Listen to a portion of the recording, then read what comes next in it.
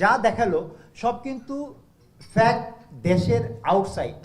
আমাদের দেশের কিন্তু কোথাও কোনো ডাটা দেয় না এখানে। আমাদের যে স্টক এক্সচেঞ্জে যে ট্রেডিংগুলি হয়েছে আমরা কিভাবে গত 2000 কোটি থেকে এখন 200-300 কোটি টাকা ট্রেড করতেছি। একটা হলো পলিসি মেকিংটা খসরু ভাই, আমাদের ডেরিভেটিভস এটা একটা নিউ সাবজেক্ট। আমি মনে করি শুধু আমাদের না অ্যাওয়ারনেস না, যেসব সাংবাদিকরা এইটার সম্পর্কে লিখবেন তাদেরও একটা সার্টিফিকেশন নিতে হবে যে এই ডেরিভেটিভ সম্পর্কে লিখতে, নাইলে একটা ভুল লিখে দিলে আমাদের জন্য একটা সমস্যা তৈরি হবে।